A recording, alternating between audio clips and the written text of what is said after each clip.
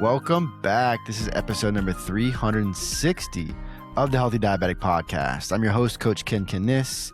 If you don't know much about my story, I was diagnosed with type 1 diabetes at the age of 25 in 2007.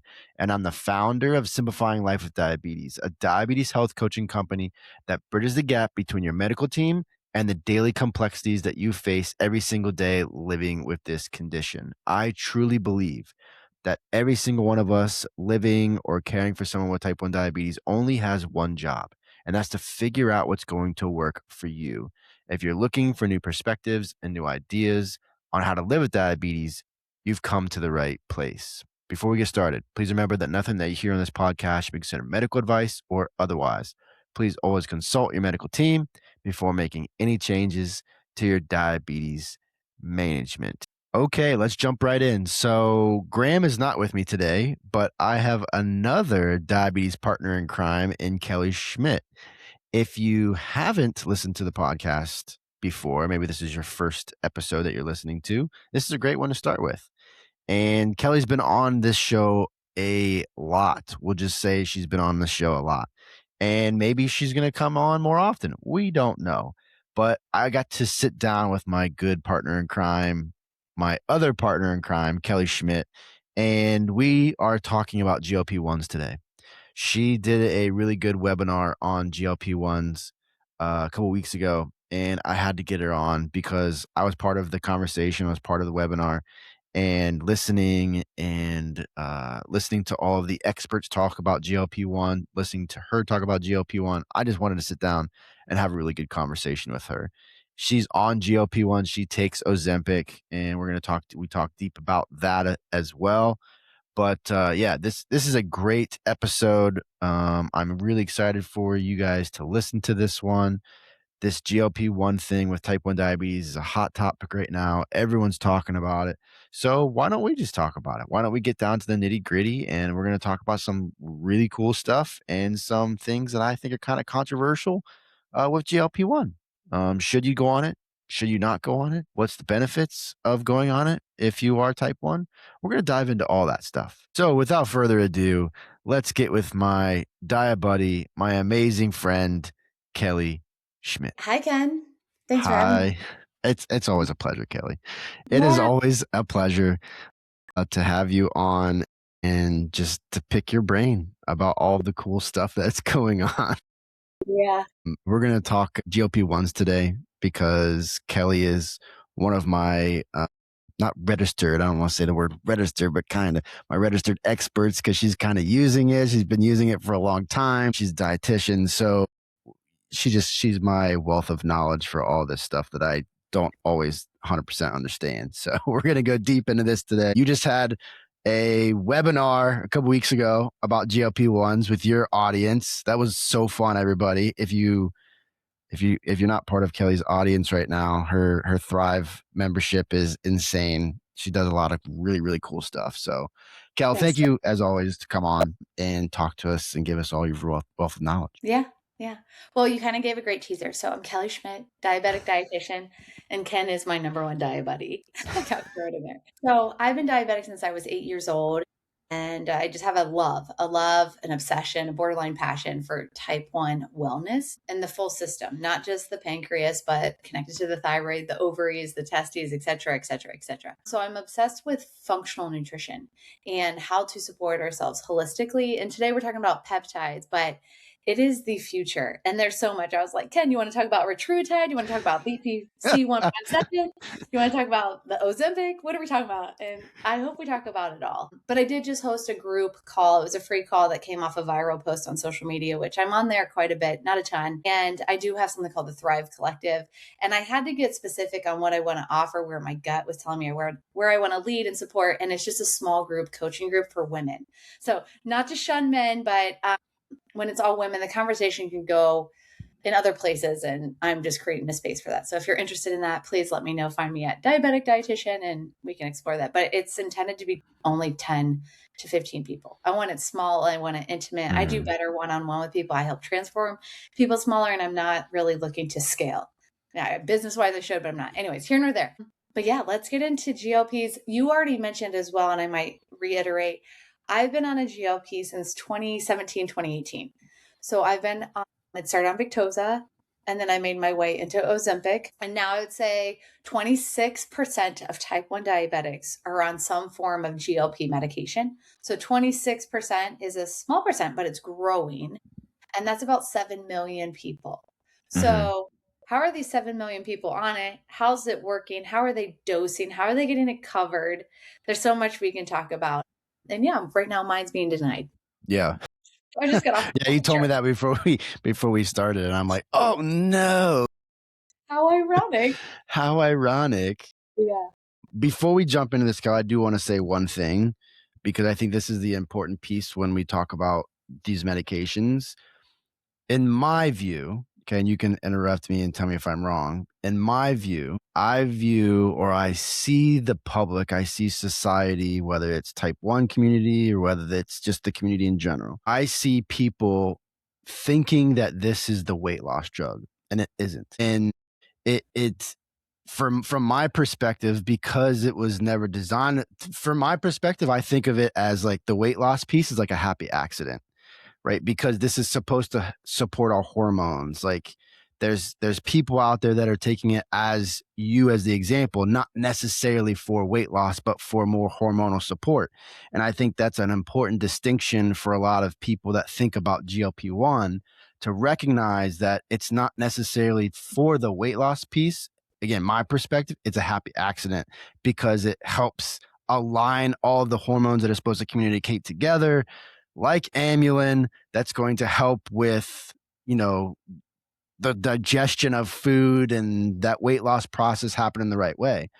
So I just wanted to throw that piece out there as we continue to talk about this, so people have that perspective that just because you're on a GLP-1 doesn't mean you're on it because you want to lose weight. Yeah, that's such a great point. And GLP-1 medications have been around since the early 2000s, late 90s. And that kind of surprises people because it's 2026 and now it's Mm-hmm.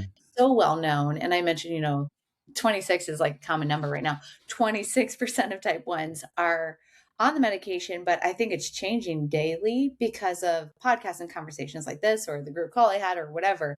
More people are hearing about it, the benefits of it, and how it's not just weight loss medication. If I took a weight loss dose, so I'm going to throw something else already Mm-hmm. proactively out there. Yeah. There's this term type 1s or other people are using GLP medication, let it be Ozempic or Tirzepatide. A GLP is a single agonist glucagon-like peptide that slow down gastric emptying. It also supports satiety. It also can help regulate glucagon from the liver. But that's an Ozempic, and then tirzepatide's a dual agonist, so it's the glucagon-like peptide, but it also has a GIP, and that also works on the inputs and regulating what we're consuming, what we're craving, what we're reaching for. So there's these dual agonists, and then I'm going to tuck in this retatrutide because it's such a big conversation going on right now at the AA conference, which is actually live this moment we're recording. So there's still stuff being released on that information.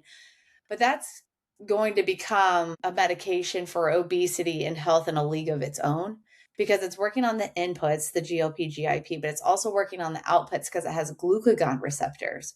So it's said to be far more effective in weight loss, far more effective at removing fat from the liver. And I don't have this stat, but so many Americans to some degree have fatty liver, even if we're Mm-hmm. not obese, but it's working on that. It's also working on arthritic pain. That's an actual stat it's being studied for and more, but it's also preserving muscle mass because it has that glucagon. It's also working on the outputs. So there's these different peptides that are working in different ways. And I just went on a tangent because I wanted to explain that. But I'm taking Ozempic. That's the single agonist. I would like to take the dual agonist tirzepatide. In full disclosure, I was like, "Hey Ken, let's not have this recording yet. I'm going to see my endo last week." And I'll talk about that conversation here in a moment. High expectations, sad leaving. Anyways, Yes. I wanted to go on tirzepatide because I've been highly monitoring all my own labs, and I do one lab that's really important called CRP. I hope people are taking notes because there's a lot of jewels here. But my CRP, we want it to be as close to zero as possible, and mine's been floating higher than I want. And I've been doing a lot of things to tweak it down, and I'm not getting it. But all these medications help with inflammation. Tirzepatide helps more with inflammation than the single Ozempic. So I said, hey, doc, can I get on Tirzepatide? It's tolerated better. It supports inflammation better. It has more studies. I've just had 2 studies that came out March and November, March of 2026, November 2025.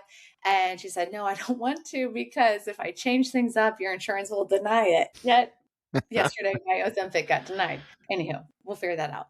But I am on a micro dose of Ozempic, and micro dose is not a medical term. It's a consumer term. And if I go up to a starting dose of these medications, are meant to have a starting dose and then ramp up to the weight loss dosage, maintain your weight loss, and then you're supposed to wean down and get off of it.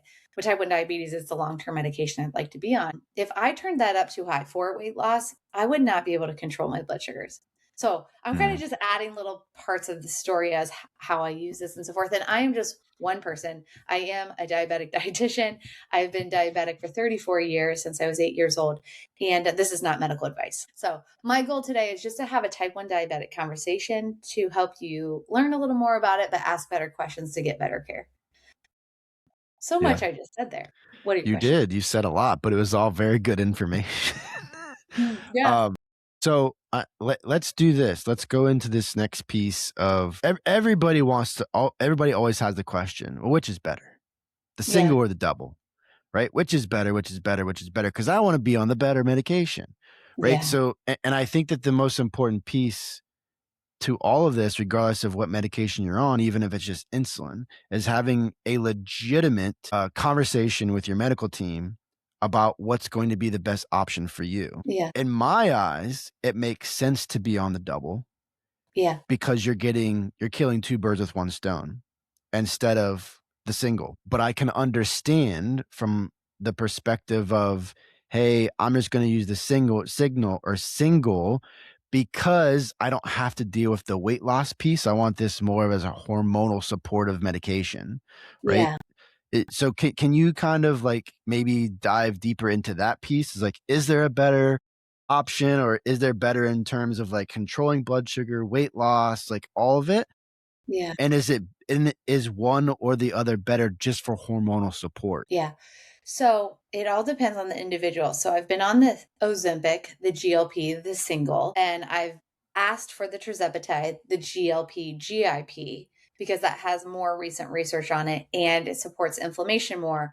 But a big and I haven't mentioned yet, which is so perfectly aligned with your question, is I have grown my dose. My dose has gone up in 8 years on my Ozempic.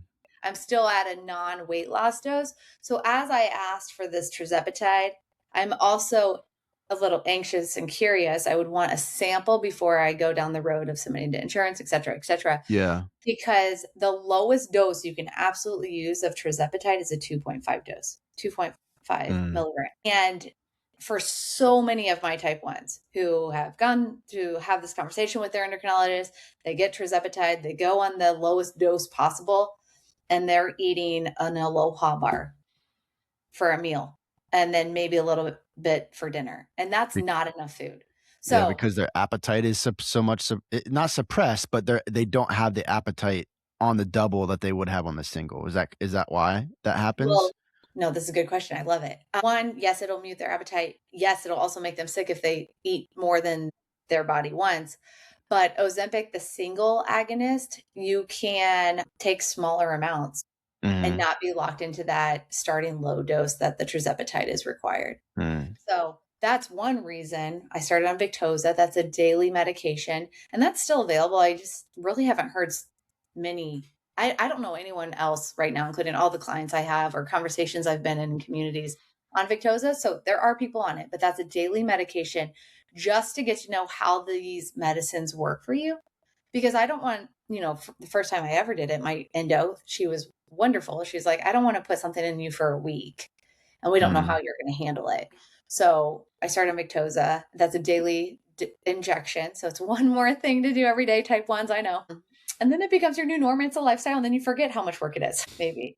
But I then moved to Ozempic, which is a weekly medication. And actually, I can talk about how I've manipulated that to work for my needs. But Tirzepatide is better in the research, better for inflammation, better for tolerance. But is your body capable of that 2.5 dose? And some clients who are on that 2.5 have gotten used to it and they're able to eat more. But I'm talking, I don't know if I think I did this on my webinar. I mentioned this, and like I had clients that have lost 20 pounds in a month that had 7 pounds to lose. And it's scary. So these medications can work too well. They can be abused. Mm-hmm. And yeah, there's just a lot of thoughts around it. So, and Yeah. not everyone tolerates these medicines. Yeah. I think that's the hardest piece for some people. Like I have a couple of clients, as you know, I think you're working with one of them Mm. that is either thinking or going on either Ozempic or some type of GLP-1. And I know one of them, she can't lose weight. And we've Yeah. upped the dosage and we've done all these things. She's not having tons of side effects, but she's having some. And I think that's the hardest piece for some people. It's like they see everyone else losing all this weight and they can't lose weight for some reason. Yeah. I think that's a hard piece. Yeah. I know the one client you're referencing that we share. We're not saying her name or his Yeah. name. But the client you just referenced, her dose, it sounds like her dose is going up. We'll say it's a her. And there's no weight loss being done. Is she type 1? No. No. Yeah. So I think this is important to know. And I think it's important to talk about non-type 1s. Mm-hmm. So I own my practice and I consult in some other practices. And over 2 years ago, I was working for a women's health functional medicine group as a dietitian, not as a diabetic dietitian, as a dietitian to help women with hormone replacement therapy. Because I think as we turn 35, some of us, or even at age 30, some of us at 40, our estrogen will start to go down. As estrogen goes down, inflammation goes up, so does insulin resistance. So who's a good candidate for GLP-1s? There's probably 100 different individuals I can mention, but women in perimenopause, trendy word, are a candidate for these medications because insulin resistance is growing so much in their physiology from just those lacking hormones. Hormones move together. And so in this functional medicine group, we would use GLP-1s, HRT, and this woman was not responding to any of the GLP-1 medication. It was like water. Have you ever taken insulin when it felt like water? Yes. Yes. Is insulin spoiled? What is going on there? Maybe it's not getting in Yeah. me. Maybe it's a setting. Yes. Anyways, it was just really baffling because we would have these clinical calls where we all come together. And it was like some of these medications just don't work for physiology for certain people. So I wonder, this client of yours turning it up, nothing's happening. I wonder if she just needs to switch to a different type, a different brand. Is she on Ozempic? Mm-hmm. Should she go to Tirzepatide? Should she go to Wegovy? Like there's all these tiny differences in them that make a big difference. And it's worth saying to this audience because I have a type 1 client who was on Ozempic, made her so sick. She would have loose bowels for 24 hours every time she took the injection. And who wants that? No one. No one wants to be tied to a toilet for a day. So she actually moved to Zepbound and doing so much better on it. So it's kind of learning what medications work well for us and what we're capable of actually trying out. Yeah. It's like insulin. Like I love Fiasp. I have to have a prior authorization to use Fiasp. My insurance wants me to use Novolog, Humalog, but I have better control of Fiasp. So there's a little bit of more of a dance to a new set of meds for us. But I will say, I have a lot of passions and obsessions, but lately I am obsessed with peptides because it's so curious. And I do believe it's the future. And it's not just these GLPs, GIPs, glucagon receptors, but it's the BPC 157s, etc., that actually will be up for review in July of 2026 for being capable and what's the word I want to use? FDA allowed to be sold from compound pharmacies. So a lot of these peptides are being compounded illegally. So don't be buying compounded meds off the black market. Yeah.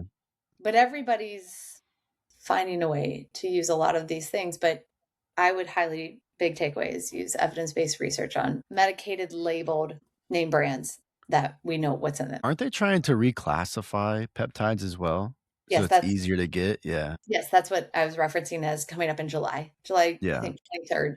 So next month. Yeah.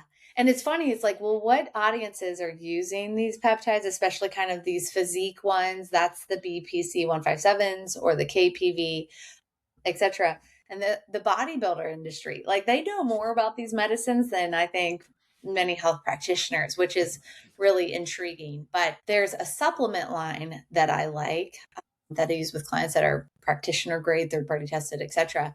And they're manipulating a lot of these peptides because they are legally providing them in a liposomal form. So not injection, it's a liquid that absorbs in your mouth because they're under the radar as a supplement and not a medication. They just Yeah. have to be way more careful with the wording they use on how to use it. Yeah. And I've actually tried it. Hmm. BPC 157 KPV. And I tried it because it's been suggested to be helpful for inflammation and gut health. And it's interesting, Mhm. I've only tried it for a few weeks, but it's supported insulin sensitivity too. So Mhm. I'm taking us Okay. on 400 tangents at once. I'm like trying to keep track of like, okay, where do we bring this back now? Like it's I can I mean, there's so many things. uh, but I'm not, what's the word? I'm not like blindly trying stuff out. Yeah. Yeah. Yeah. Hmm. Yeah. Can you give us because you mentioned this earlier. Let's talk a little bit about how does someone know if they should or shouldn't go on one of these medications? I think people who shouldn't, maybe that's easier to start with. And listen, this is just my opinion from helping people for the last decade and so forth. Is people who shouldn't be people who don't have a good understanding of their own blood sugar control Mm, because it can make lows lower and drop lower. And when I did go on this so many years ago, I had to in a way relearn my diabetes of like one, how much insulin do I need on a daily basis or for my meals or for my carb to insulin ratio or macros or so forth. But how do I treat my lows? Because I do remember my first few lows were like, whoa, that was a mhm. freight train. That dropped hard. So I think number one is make sure you're taking measures to take care of yourself, your health, and know your blood sugar control. So then when you put a new layer in the mix, that you're quicker and efficient and safer to adjust. Well, in that context, Kelch, isn't that something like it? Let's say as an example, I'm trying to go on Ozempic or whatever it is, right? Some type of GLP-1. And as the endocrinologist, shouldn't that be part of their process of saying, okay, we're going on this medication, we're going to change your insulin to carb ratio, we're going to change your correction factor. We might change and manipulate your basal a little bit more. Like I would think that is a conversation that should be having. I don't know if it is, but it should be having. So curious. Hopefully people could like give us feedback or comment, but I don't know any type ones where their endo's like, hey, let's put you on a GLP-1. It's usually the type one Yeah, individual yeah. saying, give me this medication. But even Because in that context, right? If we are the ones that are approaching our endo to say that, if I'm an endo and I'm like, okay, well, okay, now we've decided, I've given my green stamp of approval. Okay, but also we need to talk about basal, insulin carb ratio, and correction factor. yeah, yeah. So these medications can make us up to 20 to 30% more insulin sensitive. But why I don't want to lose my coverage, it feels like I'm losing insulin because it just keeps blood sugar stickier. And it's so much harder for a blood sugar to spike when I'm using Ozempic, Mm, which is great. It's like I have a little more forgiveness on that perfect pre-bolus. Or it's not that I'm eating naked carbs. I banned that idea for as long as I've remembered how to control my own blood sugar. But there's just more forgiveness with it. But I would propose and think, a type 1 client gets on this medication that within 3 days, hopefully the endo's office is following up how things are going. But I will mm, say, with all the clients I've helped and continue to help who are newly using this, have been using it, went off it, went on different ones, and so forth, because there's been a lot of different experiences. Is it's kind of like, hey, here's a starting dose. Like even Ozempic, like, hey, here's a starting dose where I don't go to a starting dose on my Ozempic. I count my clicks. So you can really micro things down. But like I have a lot of clients who are like, oh, on Ozempic, I started at 0.25. And the Ozempic measures and Tirzepatide measures are not comparing apples to apples. It's comparing completely two different food groups because they behave differently. So don't think there's like a conversion. So where was I going to go with this? So a lot of my patients or clients, they'll be like, oh, I started on this dose and I realized it made me really sick. So I actually on my own cut it down. Don't advise. mm. adjusting your own medications. This is not medical information. So a lot of people have been managing their own basal rates and their own insulin because they've had type 1 for quite a few years. Like we all kind of know, like, hey, I'm borderline seizure the last 3 days with low blood sugars. I'm going to adjust on my own because through my chart, the doctor hasn't gotten back to me.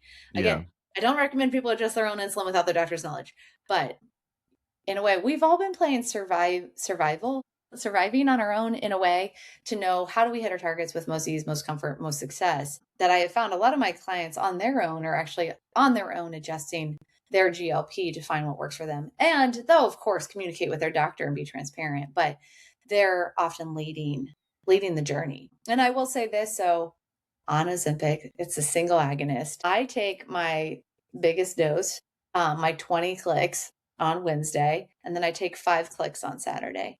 And I do that because just like if any of us have ever been on Lantus, right? Lantus has a tail. It's not a perfect 24-hour basal, but it's like a few hours before the next dose is due, blood sugar's floating high. And these medications work similarly. So I manipulate my Ozempic. My doctor is well in the know of how I'm doing it and agrees it's good because it's working for me. But I kind of had to experiment with that on my own to figure it out. And I have another client. She takes her Tirzepatide every 5 days instead of like finding a tail with a microdose. But there's a lot of different ways to take this medicine, and it can be really helpful not only for easier blood sugar, but support inflammation, and then the study that came out in March shows there's cardiovascular benefits, kidney benefits, even brain health benefits, and more. And I think like our risk with type 1 diabetes, there's so many. I can list them off, and they're really Yeah. no need to say. We just know there's a lot of risk for us. But if there's something that can, one, help our blood sugars be way more targeted, take less insulin, have lower margin of error, and then also support other systems in our body, other organ systems in our body, it should be a conversation for everyone individually. If it's a fit, if it should be trialed, and so forth. So I would like to jump to the conversation of what has helped people get coverage. But do you have any questions before we go there? No, that I was gonna go to that next is like, if someone wants to get it, what's the easiest? Is there a specific pathway to get it approved by insurance? Because it's getting denied, you have to appeal and going through that whole process. Because I know we have to do that for Afrezza, is we have to it has to be very specific things that your doctor codes when Yeah. he sent it to insurance. So that was gonna be my next thing to go to is insurance. So this morning, I was like, what is going on? My doctor replied. She's like, well, insurance companies are cracking down so you can pay $500 a month for your Ozempic here on out. And I'm like, to go from, I don't know what I'm paying, $30 a pen to 500. I was like, man, like at the end of the day, like I can figure that out. But we all know we're taking a lot of things and I need my syringes, my pens, and like, there's just too many things to just continue to pay. And I empathize with everyone who are going through paying out of pocket for everything, anything. Yeah. And I know you have many resources for how people can find things cheaper, and I help my clients with that as well. But I was like, hell no. I was like, I was wondering when that was coming in. I was like, one, what codes did you use? I was like, can we put down insulin resistance? Can we put down just diabetes, not specify type 1 on this script? And I felt weird asking that, but I was like, what do I got to lose? I know that helps get coverage when you only list diabetes, not type 1, not type 2, just list diabetes. Which is And I so put, dumb. I just don't get it. I don't understand it in this day and age. It's just so dumb. because everybody's getting on these meds and insurance is like, we're going broke. They're not going broke, but I don't know. It's just the theories I have. And then this Retruitide coming out is going to change the game on these other medications getting covered because insurance will then see this Retruitide being such a more impactful medication, but there's no research on type 1 diabetes, so it doesn't really relate to us yet. But they rather people wait and just get on that medication once it's released, and that's not available yet. I mean, people are getting it off some black market, but it's available not until later 2026. So anywho, there's all these different reasons why insurance would suddenly be doing what's happening. But what I pushed back was, she's like, oh, your insurance is just tightening up. And I'm like, no, right, that's not the answer I'm going to take. Let's go back with a pre-auth. I even said, like, would you like to reference all these studies that just came out? And I gave her those resources. And then I asked about diagnosis codes, and I gave her suggested diagnosis codes based off any lab I've ever had that can help me get coverage. So that's where things stand at this very moment.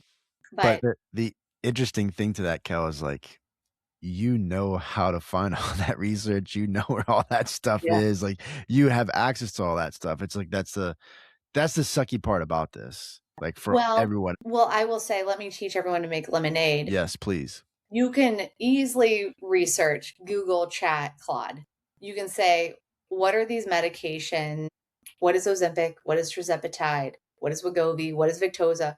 What are they medically treating?" And they can say, "Hyperlipidemia, that's high cholesterol." It could say, arthritis. It can say that's more reticulotide coming out. It could say obesity. It can say insulin resistance. It can say diabetes.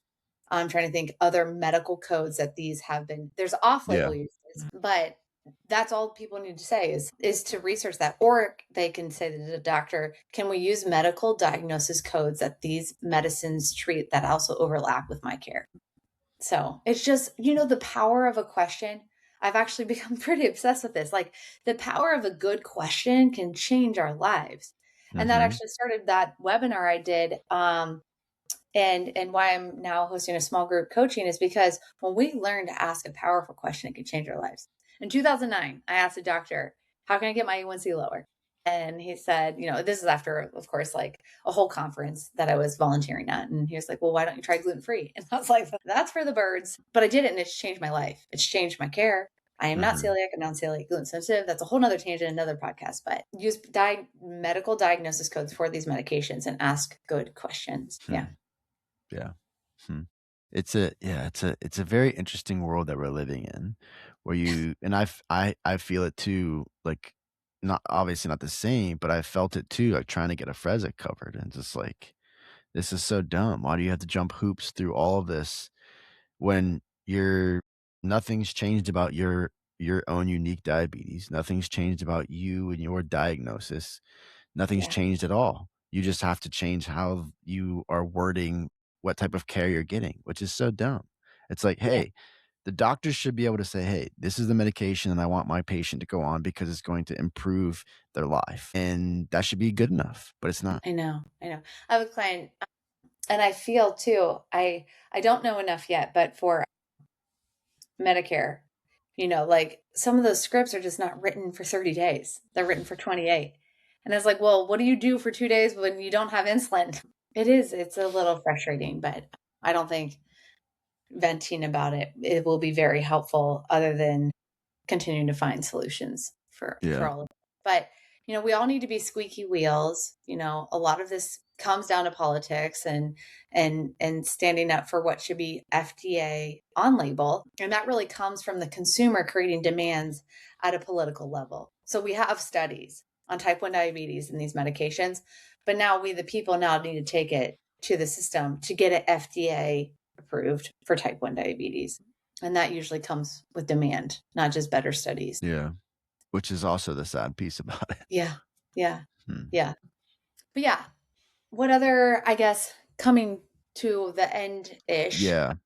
what other big questions come up for you? Do you think So I people think I think the other question for me, because we're both practitioners, we're both health and wellness practitioners. I think the other question that comes up to me is like, I feel like I want to lose weight as this individual. I feel like I want to lose weight. I'm having trouble losing weight. I'm exercising. I'm doing all the things I'm supposed to be doing, but I can't lose weight. And then so I'm going to go on a GLP-1. Or on the flip side, I just want to lose weight, so I'm going to go on a GLP-1. Can you? I already know the answer to this, but I would love to hear it from you as the expert. Can you speak to the importance of being on these medications with the quality of the foods that you're consuming?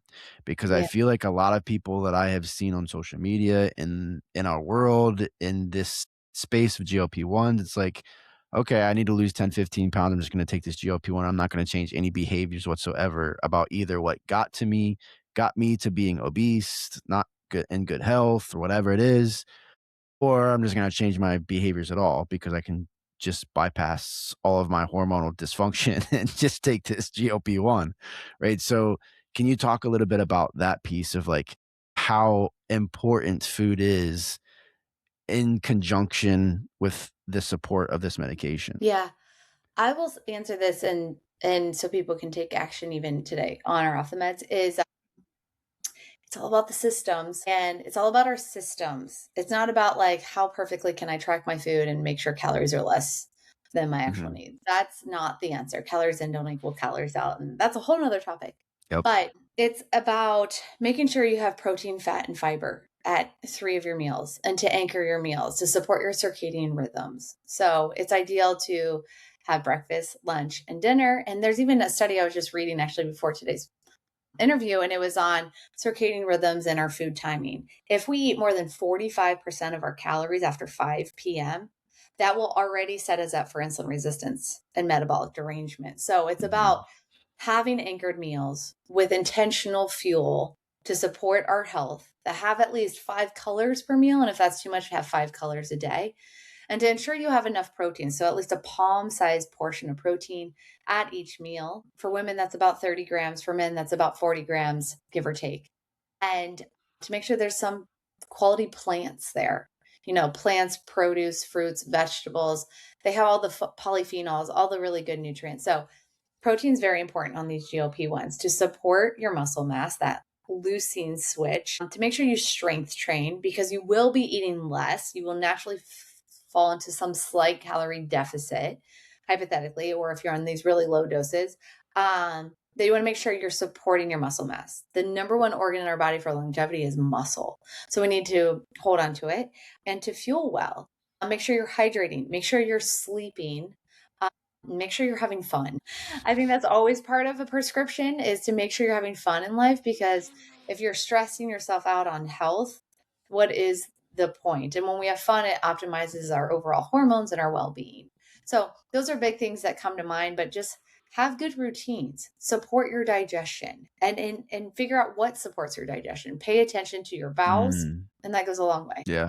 My favorite thing that you always say is make sure that you see a snake. Yeah, one snake a day. One snake a day. One That snake is a day. always gets me. That always makes me laugh every time you say it. Every time I hear Yeah. you say it, even on social media when I hear you say it, it just makes me laugh. I mean, it's easy to forget, but like people are not, this is crazy to me. Like I was talking to my daughter. What did I say to her yesterday? We were sitting outside because it was storming. It was really cool. And I was like, we were talking about broccoli or something. I was like, yeah, and I always like I coach kids and so Mhm. forth. And I was like, yeah, because it gives us good poops. And she's like, oh, mom. And I was like, we need to make sure we're eating food that gives us good poops. One snake a day can I save our love it. lives. The I larger the love it. bowel movement, the smaller the hospital. Yeah. That is, I mean, it makes me laugh every single time you say it. It makes so much sense too when you understand digestion, like, and Yeah. it just makes sense. But Yeah. it still makes me laugh every single time you say it. Yeah, I think that was a big takeaway message today, everyone. That yeah, if you didn't hear anything, guys, you heard one snake a day. You Yeah. heard that. Yes. There's actually 2 things I wanna leave everyone with, and I gotta Yes. unfortunately get going. Number 1, if someone has a level of gastroparesis, 20 to Mm. 50% of type 1s have some form of gastroparesis. We might not even know it, Wait, you but said how these what was the percentage? 20 to 50? 20 to 50. Yeah, What? That is huge. it is huge. Wow.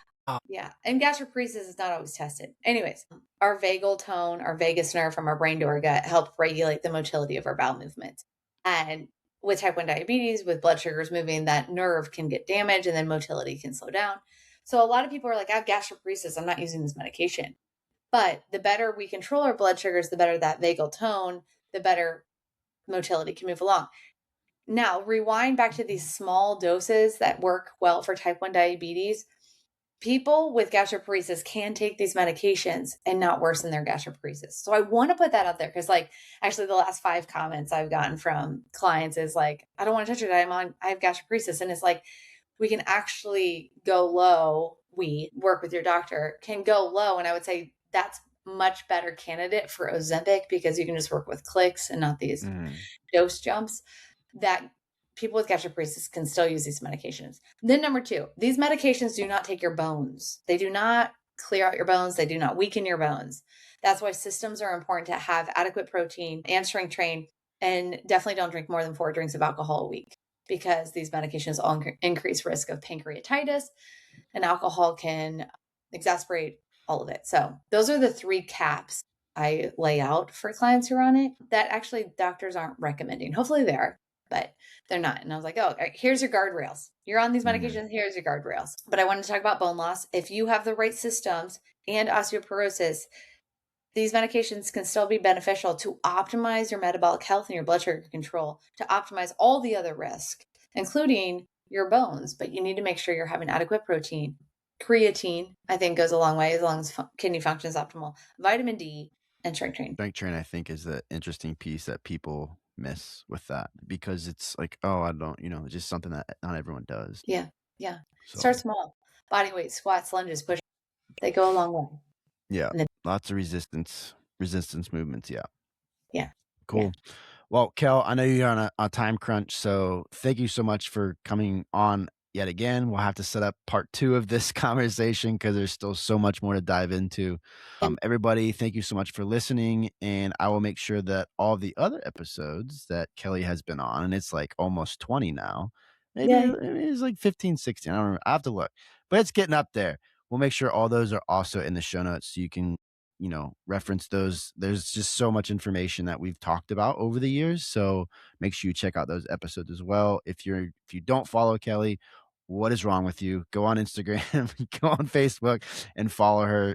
Just so much great information. If you're a woman, I really encourage you to join her Thrive community. It is fantastic. I felt very honored that I was able to be on an all women's webinar and listen to Kelly and all the great people she had on to speak. So, yeah, if you're a woman, I promise you won't be disappointed. Kelly, yeah. thank you as always, and everybody, thank you, and I will see you next time.